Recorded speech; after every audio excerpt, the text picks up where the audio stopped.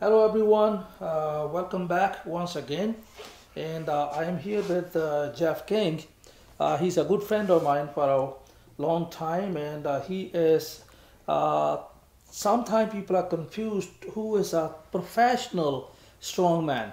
Uh, if we look at the competitions, the way he competes, he is a professional, but it's not for money making thing like some people say. A professional who is making a lot of money. He competes at world level, and he is one of the best to compete as a strongman. From his worth, he has some physical disabilities, so he competes as a disabled strongman. And I'm going to show you his gym a little bit. And rather than I introduce myself, what he does and what he has accomplished, I will ask him to introduce himself and say a few words about his gym and about himself. So, Jeff, you can say anything to your viewers, introduce yourself, and then we start from there. So, you're on your own now, Okay, more or less. thank you. All right, first of all, we're going to give you a quick tour of my garage gym where I do 98% of my training for strongman, for arm wrestling, and then we'll get into the other things later. Now, just going to walk around. Basically, I have my power rack here for doing bench pressing, squatting, all the basic lifts, and I use bands here, different bands, and lifting chains like the power lifters do for your dynamic speed work with the squat, bench press, deadlift, shoulder press, and also just various other exercises with bands. This is a steel strongman log here. I have a wooden one over there and a log bar, 35-pound Olympic style bar. As you can see, plate loaded dumbbells, bunch of different plates. These are for your grip. These are loadable dumbbell handles, but unlike the other ones there, these are 25 pounds empty and they're 2.5 inches thick around bars for bicep work or one arm clean and presses or holds for your grip. Have a homemade sled out of the tire there. I have a Prowler sled. I'm one of the only gyms, so to say, that has 100-pound plates. So just to make myself a little more different. Rope for doing a hand over hand pull with the Prowler sled. A few Atlas stones there. The little guy's 125, 165, 175 over there. Some beer kegs with either water, 175 pounds, or 200 pounds full of sand.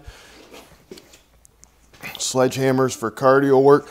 This is a replica of the Icelandic Husafell stone made out of steel. It's 112 pounds empty as it is, and we can load plates onto the middle here and lift it, carry it, whatever, okay? I'm hoping to add that to an event very soon. And what else we have here? You got your heavy bag again for cardio. Just some.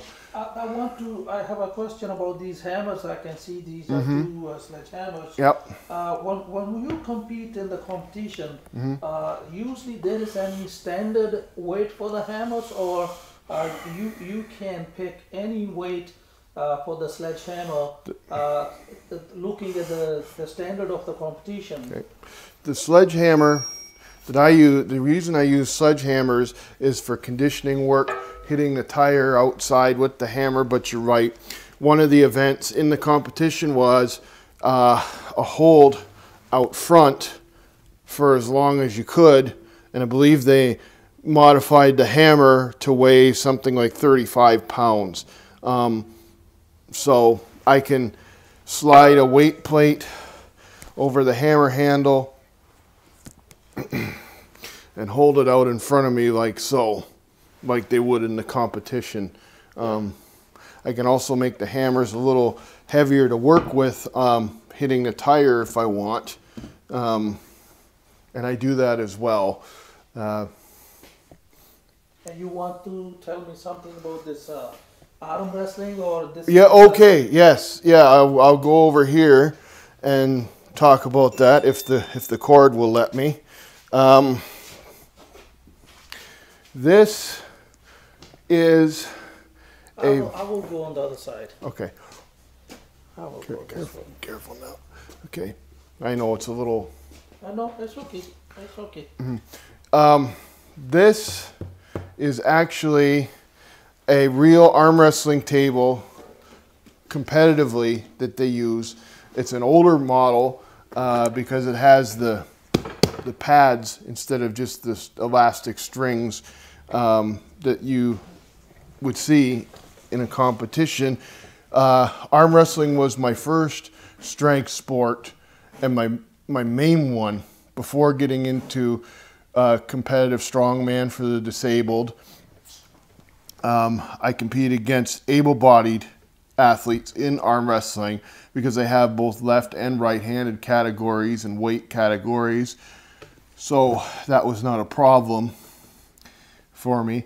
And we have arm wrestling practices sometimes here as well. We train right on this table working the techniques in arm wrestling.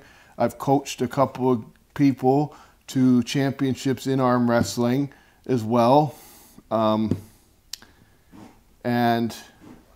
it's a little different than just the picnic table style arm wrestling or just in the bar on a Friday, Saturday night. I mean, I've done my share of that too. If I was smarter than I am, I'd be making a lot more money betting on it, but I haven't been beaten in a bar match ever, actually. So I'd probably be richer than I am now. You have this punching bag. Yes. So I can see this railing on the top. Yes. And your this bag is moving.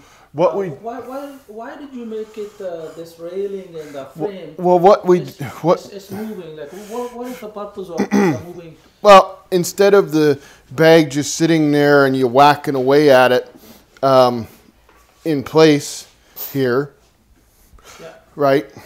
What we did is we took like a barn door here, slider. So basically when you're working against the bag, when you hit the bag, it'll go and it'll come back at you. So, okay, and it'll here, and then you have to chase it, okay, and it'll chase you when it comes back on you instead of just sitting there and just, like I said, just punching away or kicking away at it. I saw that in a friend of mine who does Muay Thai kickboxing in his gym, and I thought that was a great idea. So we tried to incorporate that. And there's just a bunch of paraphernalia, posters and pictures, motivational things on my wall. And different bars, a Paul & Axel thick bar in the corner, log bar, like I said, wrist roller, another Olympic bar,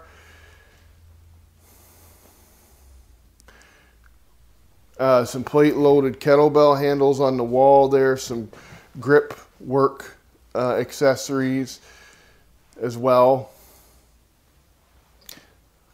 Reverse hyperextension bench in the corner, which I found was really good for my lower back after squatting and deadlifting.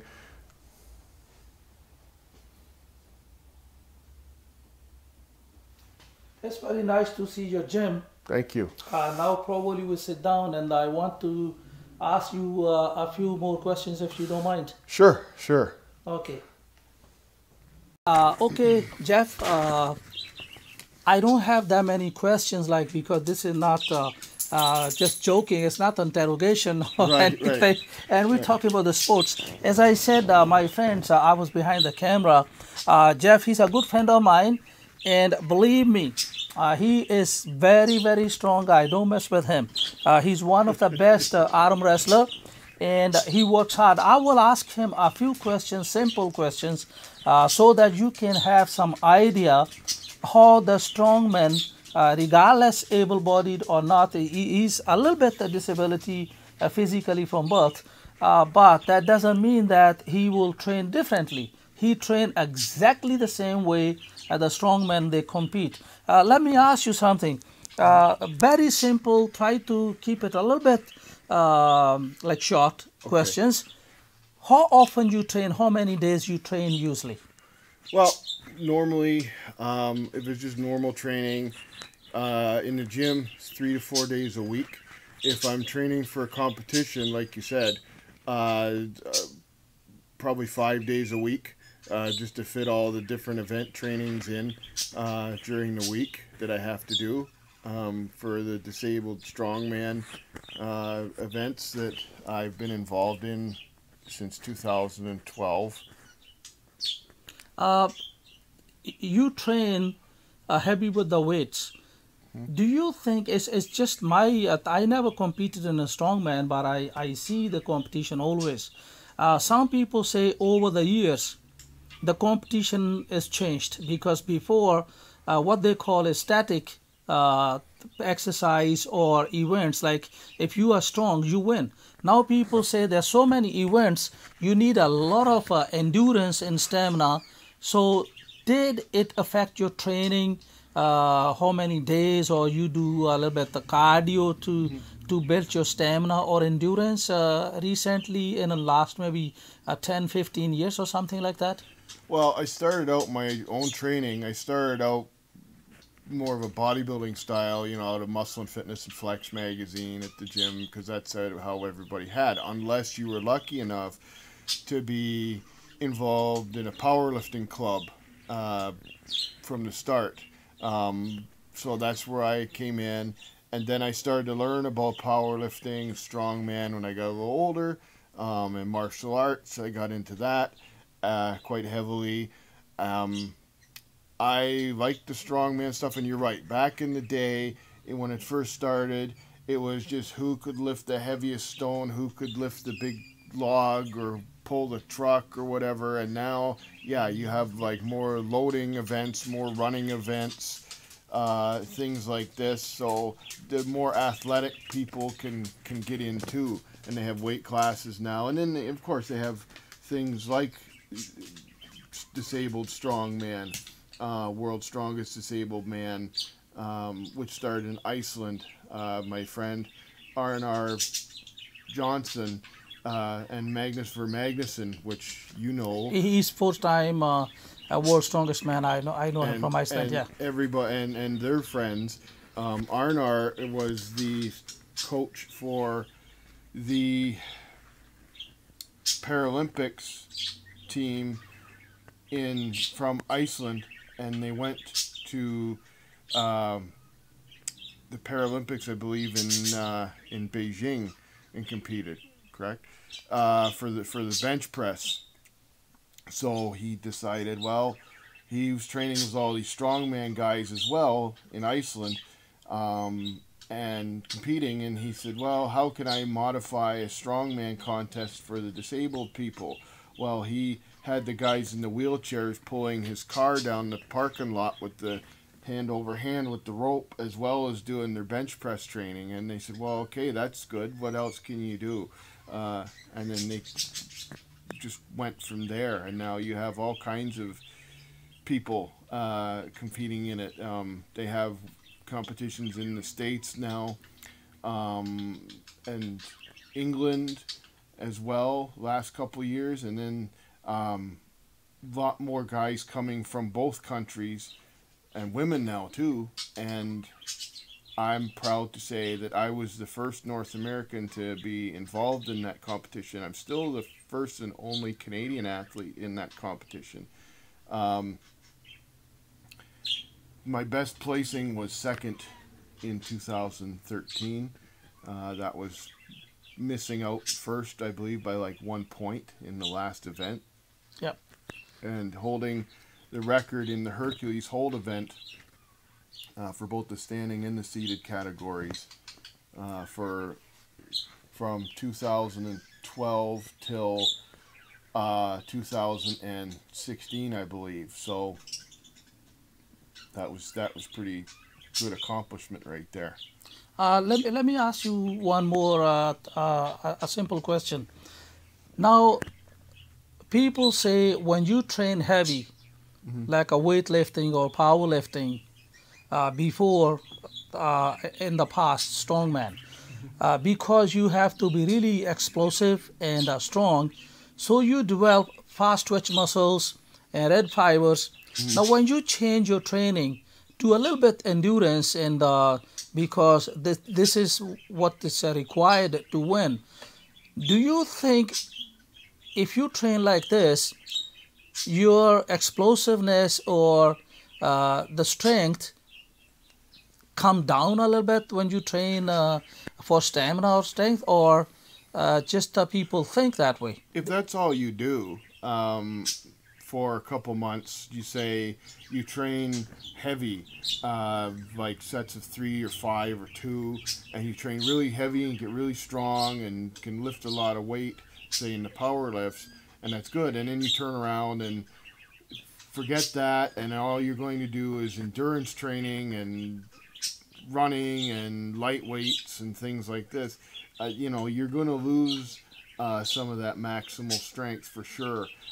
What I try to do is modeled after like the West Side Barbell, Louis Simmons idea, where one day is a heavy day, maximum effort for 3 or 5 reps or whatever in the main exercise, deadlift or bench press, and then the next day I go to do that later on in the week is dynamic, lighter speed day, using things like bands and chains attached to the weight and picking it up, lifting the weight as fast and explosively as I can, and doing the actual events, simulating like pulling the sled hand over hand or loading different objects, sandbags or stones, or carrying kegs, carrying objects around to keep up the cardio and the endurance, because unlike some other sports, when you have 6 or so events, 5 or 6 events in the day, and different events too that call on different things, different strengths, that's a long day too. So you have to have that. You have to have the energy to be as good as you can be in event 1 and as well as event 6.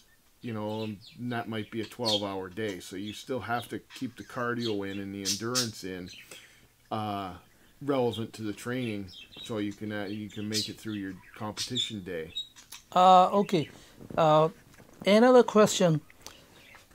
People usually, when we talk, and people don't know strongman, they don't know powerlifting, some people like to brag, oh, this guy eat 10 chickens a day and 10 steaks a day, this and that. What do you think your normal diet is? How many calories you consume? Because compared to those world's strongest man, like open competitors, you're not really that big person, but still, because I sit down with them and I eat lunch, dinner, I have pretty close friends who are professional strongmen. Yeah. Because I'm asking you the question, this is your show today, so I want you to tell our viewers your opinion, because people know you're the strongman, and I can say anything I feel like it because I'm a powerlifter, I'm not a strongman. So you tell, like, what's your normal like food, or what your intake or your diet, if you change a little bit when you train or you're not training. I like a brief, not really long. Okay. Yeah. Well, back in the day when I was heavily involved in arm wrestling, professional arm wrestling, again, where this isn't a full-time job, you know, this just as you said. Um, but were in weight classes, and there still are. So I had to make weight for the tournament, whether it was cutting down to 200 or 220 or whatever. So your calorie intake and your fat intake is a lot less. You know, where you would normally eat, you know, 5 or 6 small meals a day, maybe 3 or 4, to try and cut weight without doing extreme stuff. Now, with the disabled strongman, they don't have weight classes as of yet, so that's not a concern for me anymore, which I kind of like, so I can eat as much as I want. You know, you want to. I'm actually, that was a good way to get into this. I'm actually having my friend, my very good friend, help me from Vermont with my nutrition and supplement program, because as you know,